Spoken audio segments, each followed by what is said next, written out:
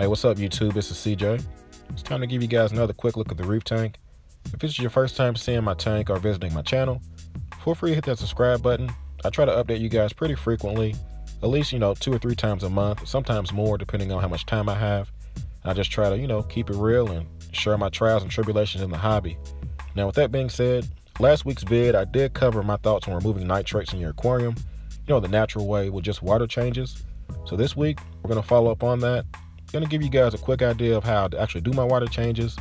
We're going to cover some updates on the algae scrubber, small review on the ocean revive lighting after a year, how I glue my corals, livestock changes, what's new, what's not in the tank anymore, just overall, just life in the reef tank. So this video is going to be short and sweet, not going to drag it out too long this time.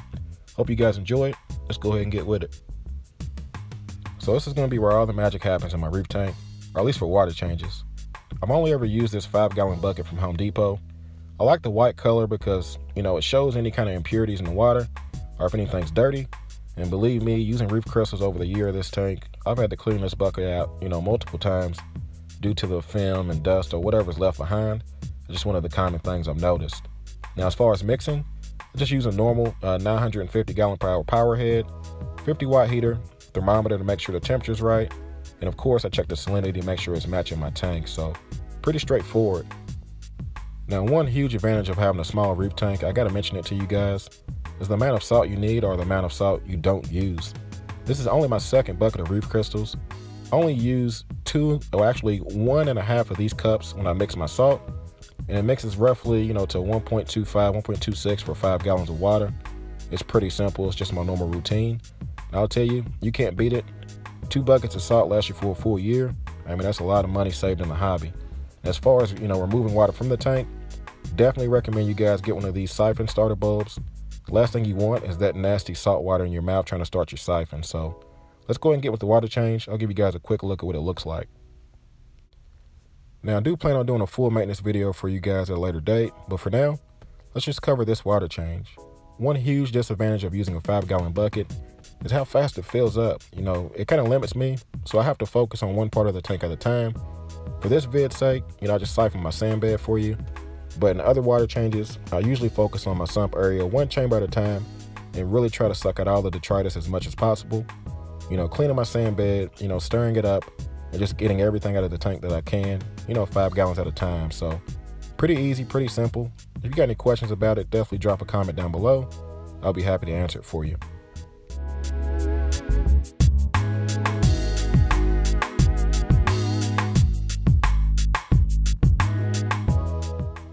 Give you guys a quick look behind the tank. For anyone new, I always kind of feel like I'm repeating this, but I know some subscribers, this is your first time seeing, my filtration behind my tank. I am still using the Tunze9004 Skimmer. And for those that doubt, if it's gonna work on a nano, just give you a quick look at this collection cup. This is at roughly, I would say 4 days worth of collection.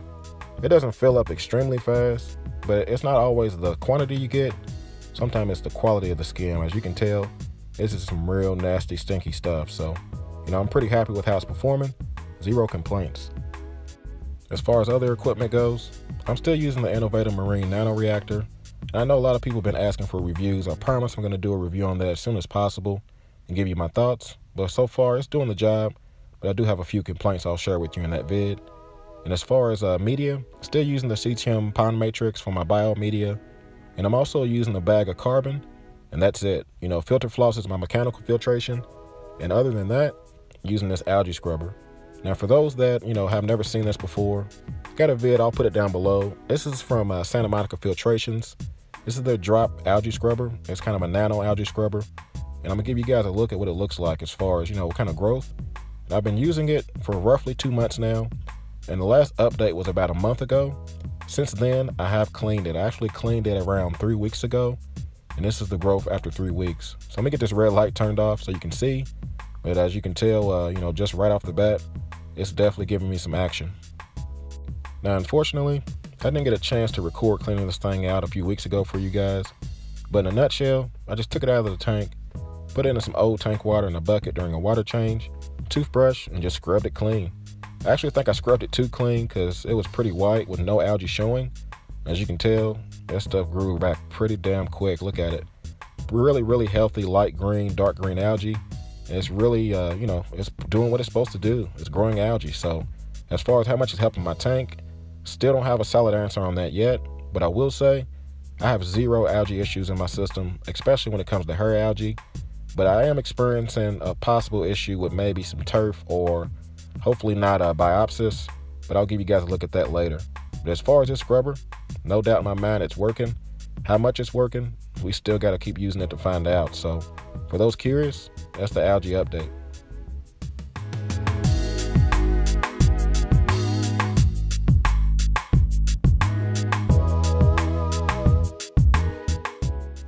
So for those that have been following my channel since the beginning, you're well aware of this Duncan coral and the trouble it's had in its life.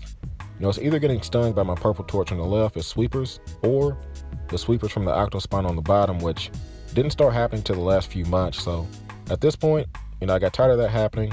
I decided to make a move. Now I'm showing you this because a lot of people ask how I move my corals or how I glue them down. I can't really show you, putting glue on the coral outside of the tank at this point, but I just want to give you an idea what it looks like nonetheless.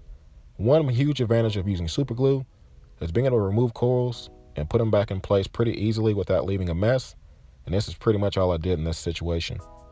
Now, as I mentioned earlier, I don't have any hair algae issues in my system anymore, but I have noticed a few patches of this stuff showing, and hidden right underneath the Duncan coral, I found a huge patch of it.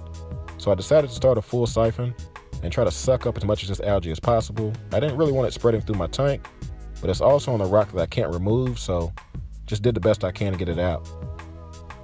So let's get back to the Duncan coral. Unfortunately my hands were full, so I couldn't really record this as fast as I wanted to, but in a nutshell, straight super glue. Now unfortunately Duncan corals create some kind of mucus on their actual skeleton. Makes it really difficult for your initial gluing to kind of take hold. But once you get it to dry on the skeleton, my best word of advice is don't chip it off. If you ever move the Duncan coral, use the dried up glue that's stuck to it as a new mounting point. So I just added more super glue to the dried super glue, and it allowed me to stick the Duncan coral where I wanted to. Now this wasn't the final location. I ended up moving it again, a few days later. But in a nutshell, it's pretty much all I do. So I glue it down, hold it in place till it sets, and then just roll with it. Now in my experience, I've used the BRS super thick glue, the CCHM Reef glue, everything glue from Walmart. By all means, the CCHM Reef glue is probably the best one. It sets the fastest, and the BRS comes in a close second. Really thick, but it just doesn't set as fast. It makes it a little harder to deal with. So let me give you guys another quick example. This is going to be the new coral added to my tank here recently. It's a bicolor purple and neon green hammer coral. Now unfortunately, it was attached to a really big frag plug, and as you can tell in my tank, I hate frag plugs. That's why you don't see them anywhere. And when I tried to cut it off, I broke the colony. So I got one, 4 or 5 head piece, one 2 head piece, and then one single head piece. So back to my super glue. Now, as you can tell, one huge thing, it's a lot different working with a dry skeleton with euphilia as opposed to using the Duncan coral, which, secretes that mucus. It's a lot easier to glue them. So, the first thing I recommend you do, leave the coral in place, let it open up, get an idea of how it opens as far as, the size of it or the way the polyps flow, and then decide where you want to glue it. That's pretty much what I did in this situation. Let this coral acclimate for a few days, got an idea of how it opened up and how I wanted it to look, then I went to action. So pretty easy. Just put a dab of super glue on the bottom of the skeleton, hold it in place. Sometimes the super glue will create a skin underneath the water. So to break it, just kind of rub it back and forth across the rock work. Once you notice it start to hold it in place, and that's it. So in a nutshell, I was able to use super glue to recreate a new colony in my tank and pretty much make those 3 frags look like one colony that I never broke up. So super glue is the way to go. Putty if you have to, but super glue is the way I primarily glue all my corals in my system.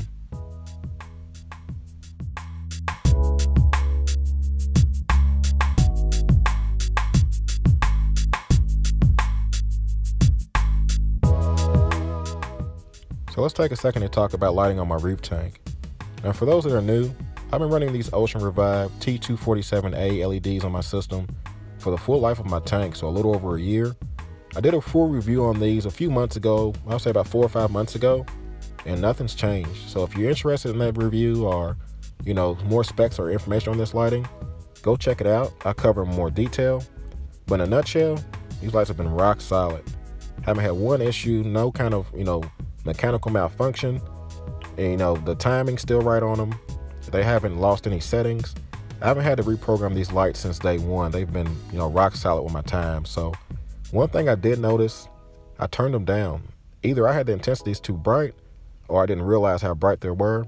But when I first installed them, I had the blue or the channel 1 set for 60%, and I had the white channel or channel 2 set for 40%, thinking, hey, let's turn up as bright as I can without killing my corals to see what happens. Well, unfortunately, they were too bright. I had some corals bleach out on me, so I decided to crank them way down. So currently, over the last 3 or 4 months, I've been running them at 35% for channel 1, which is the blue spectrum, 20% for channel 2. Now you're thinking, man, that's half the lighting.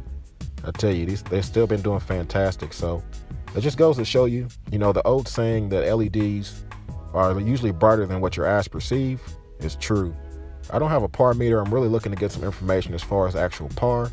But so far, using that lighting, turned down to just that low setting, has done great for my tank. And overall, these lights are fantastic. So definitely future plans for running these lights on all my systems. They're affordable, they're cheap. As for the economy reefer like me, a guy with a cell phone and a reef tank, I'm all for saving money, for a good quality product for half the price. So hopefully you guys enjoy these lights if you purchase them yourself.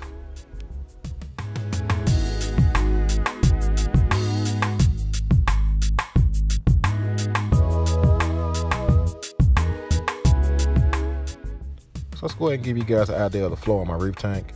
For anyone new to my channel, for the first year of my tank, I used a single NP10 as my only source of flow. It did a good job, but I wanted something different, with more options as far as being able to direct the flow. So I went ahead and moved on to the Maxspect Gyre 130. Now, shortly after adding this pump, had some major issues, ending up reaching out to CoralView, had to get a new controller sent to me. They also sent me a new motor, free of charge. After a little haggling and negotiating, they went ahead and backed their product and got it fixed for me. So since then, everything's been running perfectly fine. As you can tell, the thing has tons of flow. I'm currently running it at around 40 or 50% on post mode. Some of you guys might be thinking, damn, that's a lot of flow for this tank. And it is, to be honest. But that's the way I like to do things. I crank up the flow as much as I can without, damaging corals. The more flow, the better in a reef tank. So definitely recommend this pump for anyone that is still on the fence about it. There are cheaper options out there, but overall, Gyre flow pattern, you can't beat it. It moves a lot of water, and it has a lot of possibilities as far as directing the flow. So let's take a second and look at a few corals in my reef tank. Overall, I think everything is bouncing back, showing great polyp extension, looking fairly happy, so I have zero complaints. But I gotta share something with you guys. For those that have never seen this before, my GSP has been branching out for the last few weeks, and it's definitely some odd behavior. I never knew GSP can do this, so I figured I'd catch it on film for you. And the only way to show this is to catch it when it was completely closed up, so just kind of flicked the lights on in the middle of the night and got this footage. So disregard the algae, as you can tell. Got a few patches of it. I ended up removing it later. That's the same stuff I noticed underneath my Duncan coral earlier, but we'll talk about that later.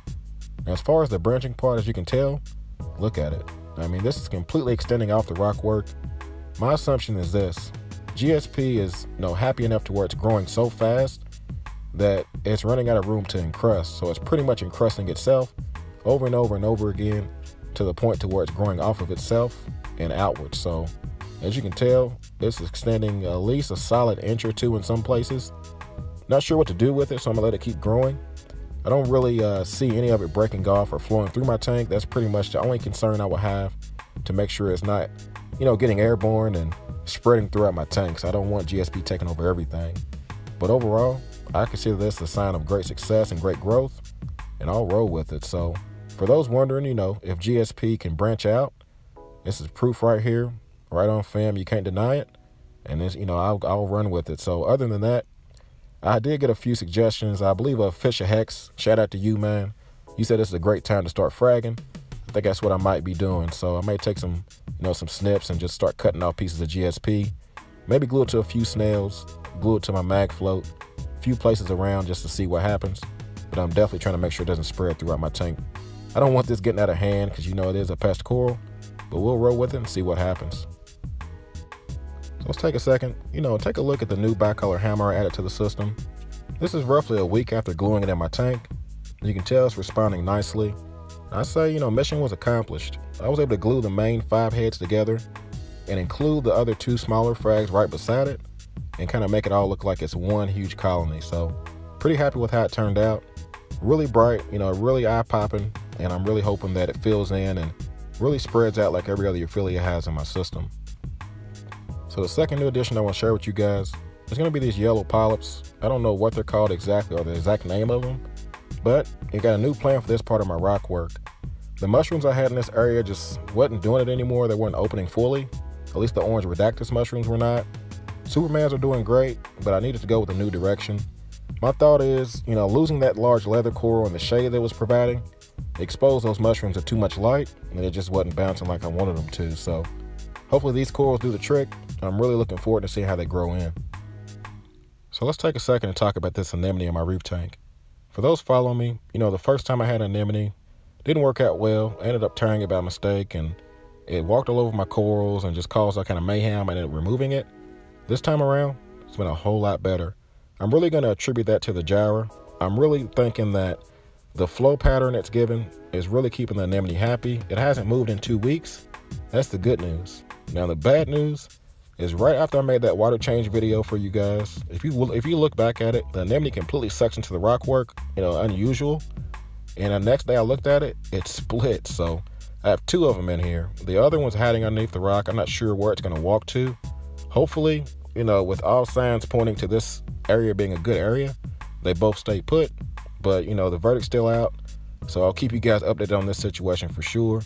But I'm thinking it'll be nice, and I'm really hoping it works out because I just can't replace this vibrant red and that flow. This anemone really adds a lot to my tank. So I'll keep you guys updated on this situation. So overall, I think the tank is doing great. The Duncan coral's still bouncing back. Still had a few incidents with sweepers getting, kind of close to it. But I'm thinking moving it up, the few inches I did move it, may keep it out of harm's way, at least for the immediate future. So, worst case, I may make a major change and swap the Duncan coral with the frog spawn on the far right of the tank. If anything, I think that actually may be a good change to make. So keep you guys updated. That may actually be something I work on here in the next week or so to see how it looks. If it works out well, I'll record that process for you and, document the beginning, the end, and hopefully the good result. Now, unfortunately, I ran out of time before my tank turned off, so I couldn't get close-ups on every core I wanted to highlight for you guys. If you take a look, the red mining cap is really growing. It's really taking off. Lots and lots of new growth, and it's starting to arc upward. So, hey man, I can't tell you how excited I am about this.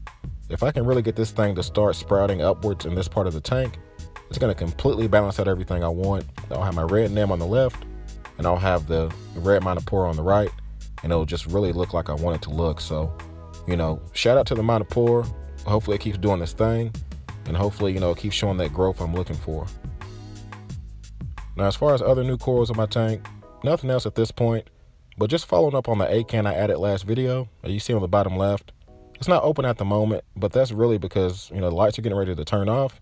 It's usually fully inflated, and for those thinking that it can't handle the flow, it's been doing well. So I'm not going to move it at this point and let it keep doing its thing. But that's enough about corals, at least all the existing corals, because honestly, everything's doing well. So sometimes no news is good news in this hobby, and I'll take as much good news as I can get. Now, as far as future plans, I'm still looking to fill that area to the right of the anemone. I'm starting to think more of a 5-year coral, maybe something that'll encrust the rock work. I really don't have to worry about sweepers hitting anything at that area because of the gyre's flow pattern. So who knows, maybe some polyps or zoanthus, high-end zoanthus. I've been getting suggestions about that, but the possibilities are endless. So we'll see what happens there. But as far as livestock changes, nothing new. I haven't added anything else to the tank, but I have had some losses. So let's talk about that for a second. So my last update, I shared adding a few new fish with you guys, specifically talking about the blue Chromis. So I was up to a total of 5 Chromis in my tank, thinking that, maybe natural attrition or drama or them fighting may get me down to 3 or 4, and I could just grow them out. Unfortunately, it just didn't work out, man. I'm down to 2 again. I'm not sure if it's the same 2 that were in there originally or if there's a 2 just survived. So I'm thinking it's one dominant Chromis that either killed the rest or maybe I didn't acclimate them long enough. But either way, I'm done with Chromis for the moment. I'm just going to roll with the 2 that are in here. They seem to be doing well, or at least when they're not chasing each other, and I'll just let them grow out and see what happens. So the second situation to update you guys on is going to be Little Joe. Now, Little Joe was the cleaner shrimp I introduced to you guys last update around a couple of weeks ago, maybe a week and a half, almost 2 weeks ago, I would say. Now, the significance is this. Roughly a month and a half or so, my cleaner shrimps, my fire shrimps, peppermint shrimps, every shrimp in my tank just completely disappeared. And it was either my wrasses or my Flame Hawkfish that just pretty much took them out.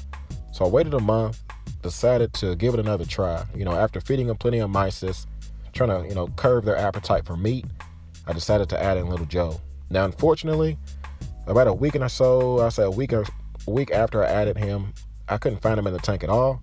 He was hiding out underneath the rock work, and then he just disappeared. So got 2 theories behind this. First one, he met his demise and was pretty much murdered, you know, just like my other shrimp were, or I didn't acclimate him long enough and he died. My hope is it was acclimation that killed him, but reality is I'm probably just gonna have to live with the shrimpless tank. Unless I come across some more, you know, shrimp that are cheap or trade-ins or something to where I can try it again, I'm just gonna have to live with it and just deal with it. So either have wrasses and fish or have, you know, a tank full of, you know, herbivores or fish that just don't like eating shrimp and go that route. So jury's still open on that. I'll let you guys know what I decide. But for now, back to a shrimpless tank. So it's going to completely catch you guys up on the core and stock situation at this point. You know, no major changes as I said before, but, you know, update nonetheless. Now, as far as water goes, it's looking crystal clear. Tank's looking nice and clean. I'm not going to lie to you.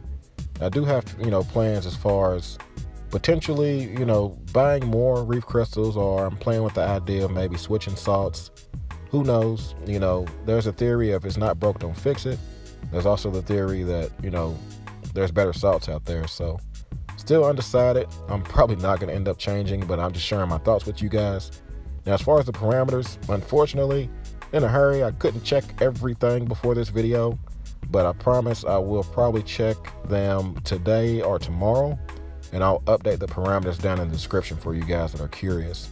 But more than likely, they're probably running around alkalinity between 10 and 11, you know, nitrates 0 to 5 part per million. Just pretty much similar to the last video. I wouldn't doubt that they're probably the same because I've still been doing water changes every 3 or 4 days and I haven't missed one yet. So other than that, I think that's going to cover this week's update. So, hey, if you guys have any questions or any comments or anything you want to talk about down below, drop me a comment for sure. And as far as future plans, 2 more things I want to mention to you guys. I have been playing around with live feeds, just streaming from my cell phone. Did a couple test times late at night or when I was at work. Some of you guys may have missed it. Some may have joined in. Actually, a lot of people joined in. It was a pretty good success. So I'm still trying to decide when I'm going to actually do a live show. I want to pick a good time of day for you guys so everyone can join in. So drop a comment, you know, let me know what kind of time and what days are good for you guys. And we'll try to get some live shows popping. So other than that, I think that's really it. I'm going to cut this video here. I'm rambling. So as always, hey, you guys like, comment, subscribe. You guys do what y'all do. Y'all be easy. Happy reefing.